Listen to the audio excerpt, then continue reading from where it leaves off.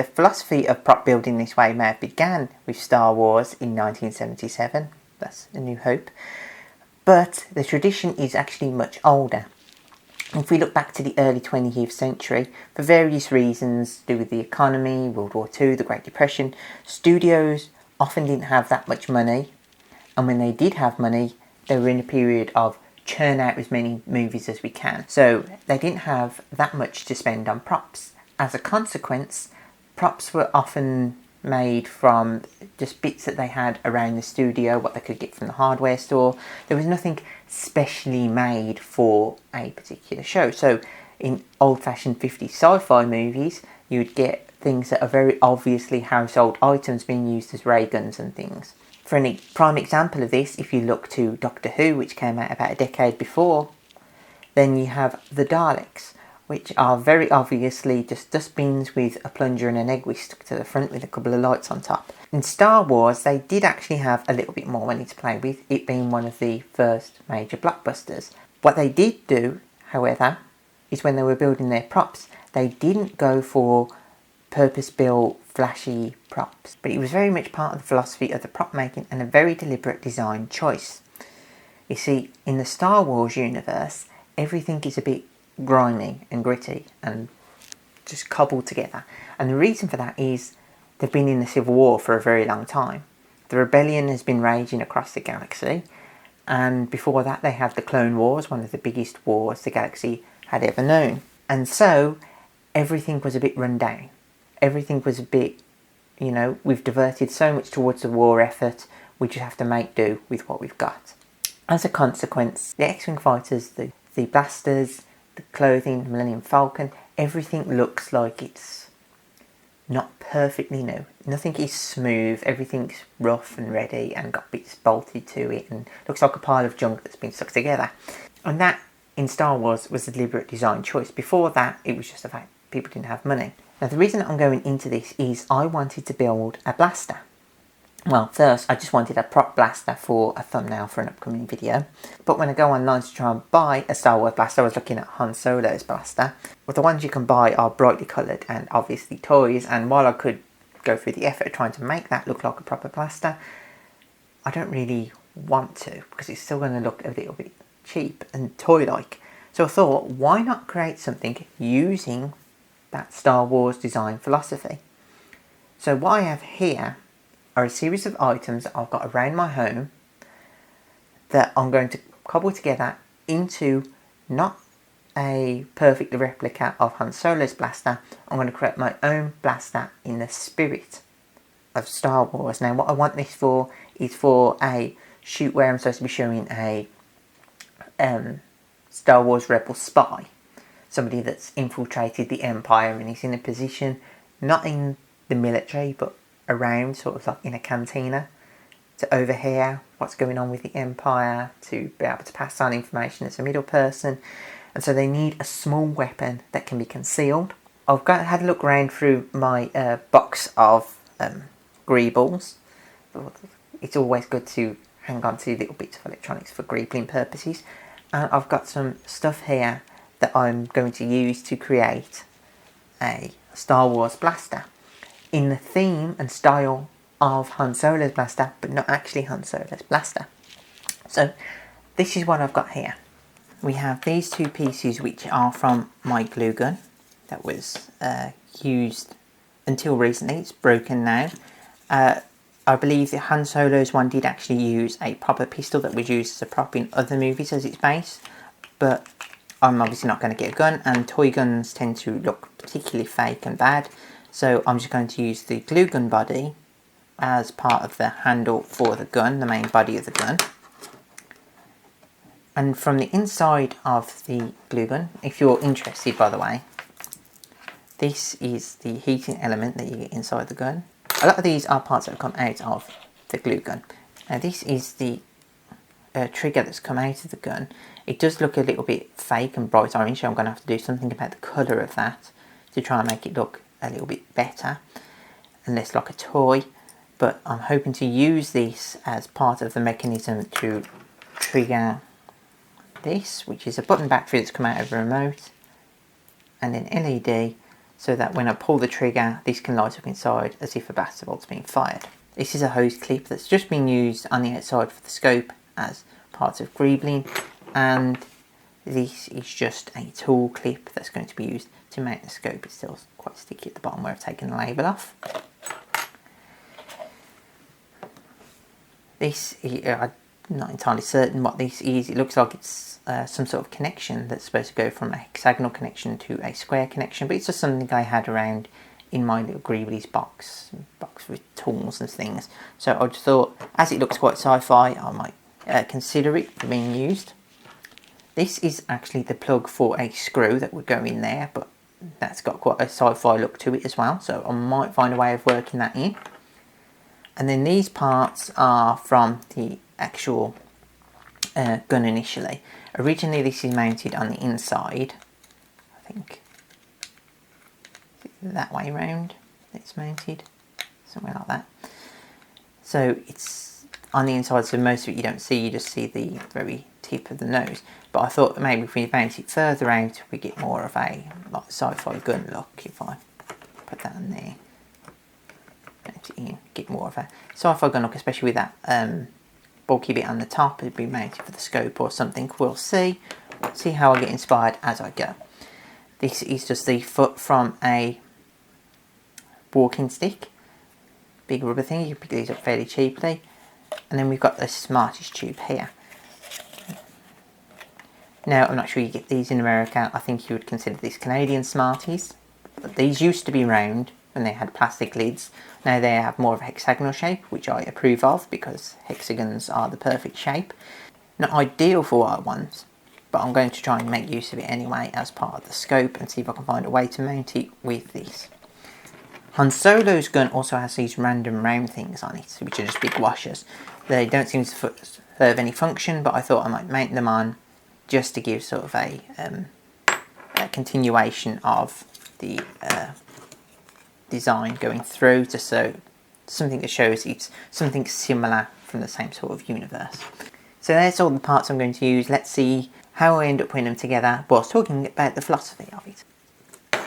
So firstly I'm going to take off this label just to make sure that we've got a clean surface.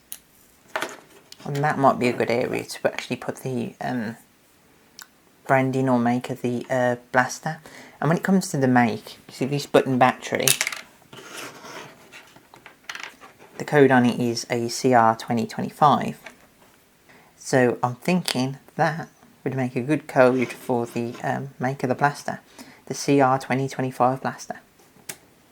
So back on that, let's see if I pull that, it goes all the way to the front.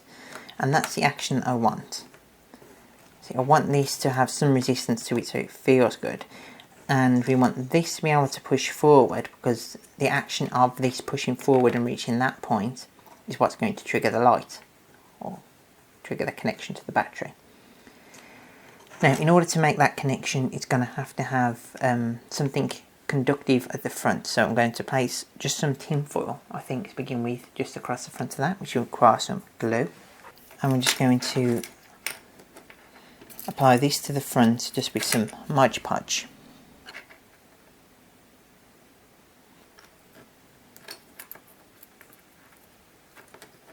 Now when it comes to prop making, not just Star Wars prop making, but any sort of prop, even when you're just making things for yourself, they don't have to be anything related to a movie. The first thing you need to consider is who is using it and in what period. You see, in a lot of the prequel movies, what you end up having is a situation where you've got some newer tech, especially in Phantom Menace, where the Naboo fighters and the transport that Queen Amidala escapes in, it's very sleek and very shiny and very new. And the reason that it looks sleek and shiny and new is that this is part of the Star Wars universe in this part of the history whereby the war hasn't occurred yet. This is after a period of prosperity where peace has been reigning for a relatively long period of time. People have had time to build up new shiny things and they've never really had a chance to be used, especially not the war ships or the fighters or anything. And while we're waiting for that to dry, I'm going to move on to the scope. So for the scope, what I want is this mounted with a bracket, and we'll put the hose tie on the outside somewhere to try and give it some sort of detailing, but I'm going to have to cover up how this looks. So let's get some paint, and we'll see if this creates a thick enough coat that we can't see the text through it, which it might do if I layer it on. If it doesn't, then I'll have to cover it in PVA and a newspaper or something. While we're waiting for that to dry, we're going to cut some wire and strip it back, and then mount the battery on the inside using some blue tack to raise it to the appropriate height.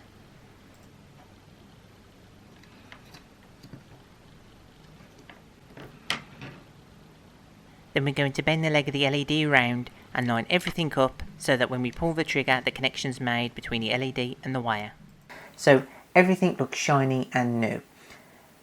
Once you get to the original trilogy, things are badly beaten up because, as I said, they've been in civil war for a long time, and before that they had the Clone Wars, so things are not as good. So when you're creating a prop or anything, think, what kind of universe is this going to be part of? Is this going to be part of a peaceful universe?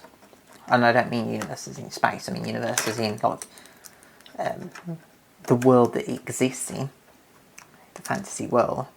So is this world going to be something akin to a peaceful, prosperous union? So is this world something where the quality of your weapons or clothing or something is going to be considered part of your social standing? Is it something you're going to be taken care of a lot, or is it just a functional piece of equipment? If it's functional, then it's probably not going to look as flashy, not going to look as shiny. That being said, if your character or whoever is going to be using it takes particular pride in their tools, then even if it is just a tool, then there's a good chance that they're going to take good care of it. A good workman always takes good care of their tools. So not just the world that you need to consider, but the particular character of the person who is using it. In Star Wars, you can see that reflected best in lightsabers. When it comes to the actual creation of a lightsaber, how it looks is dependent partly on the skill of the Jedi who's putting it together. Partly it's just a whatever materials happen to be around. So in a time of peace and prosperity, Jedi might have nicer lightsabers than they do in the times of the Clone Wars, where they might be on the battlefield and cobbling things together for bits of blasters or scrap metal, things like that. If they're a Jedi from a world that's dominated by nature, then they might be using things like rancor tubes and things like that in their lightsaber construction, whereas if they're from a world like Coruscant, they may be using bits of ducting rather than bits of nature. So you need to consider where they are, what sort of materials they would have to hand, how they're building it. In Star Wars, a lot of the time things look beaten up and old and used. As I've said, with the Millennium Falcon, looks like a pile of junk to begin with. But the lightsaber that Luke gets, it's not perfect because it's an old lightsaber. It was his father's lightsaber, and it's been kept for him for more than 20 years. And also it was put together during the time of the Clone Wars, but it's nicer than the things around it. It's not covered in sand and dust and things like that, and it functions perfectly as soon as you press the button, despite its age, because it's a relic from a more civilised age. It's harkening back to something. And that's something else to consider when you're creating a prop. If you're living in an age of, your character is living in an age of hardship, of economic impoverishment, then anything they build then is going to be pretty crappy. But if previously there had been a golden age which allowed for the production of high quality stuff, then maybe there's an heirloom that's nicer quality. And so if you were creating a whole cosplay outfit, you might have ragged clothes and be dusty and grimy and everything, but then have this one really nice piece of equipment that may have dust and grime on it, but you can see it's made of higher quality materials, it's made with care and affection, and it works and functions perfectly. Perhaps it's got a more minimally sleek design, whereas everything else is a bit clunky and bolted together, which is the effect that we had in Star Wars: A New Hope.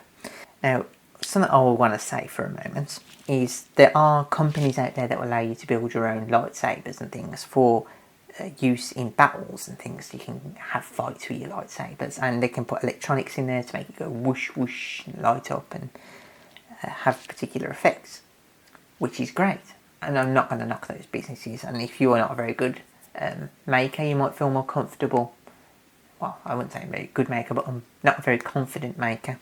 You might feel more comfortable buying something from a company like that that's going to give you something high quality than making it yourself. But in Star Wars, a Jedi is supposed to be crafting their own lightsabers, and so although functionally one that you buy from a company with all the electronics that might be $100 or more is going to be more authentic in one area, so it might be an exact copy of Anakin Skywalker's lightsaber, say, and it's got the appropriate sound effects and everything, and it looks great. Spiritually, is it the same? I would argue that spiritually, the lightsaber that you create yourself is much more akin to the lightsaber that you would get in the actual Star Wars universe, because it's something personal, something you have that you forged with your own hands. It's something you've learnt the skills to be able to acquire, which a Jedi has to do. They have to learn the skills to build it themselves. So if you go forth and you make your own lightsabers, then you've got a more authentic lightsaber than a perfect movie replica that's been brought from a company. Consider that. And now for the final detailing. I'm just going to use a silver pen to fill in some of the blank areas to make it look more metallic.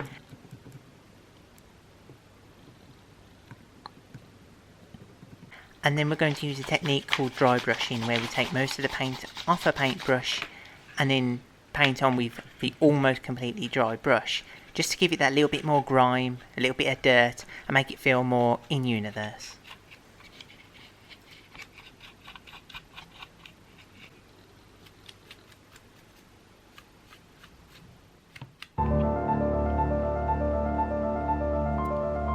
And there we have it, a blaster worthy of even the most discerning smuggler.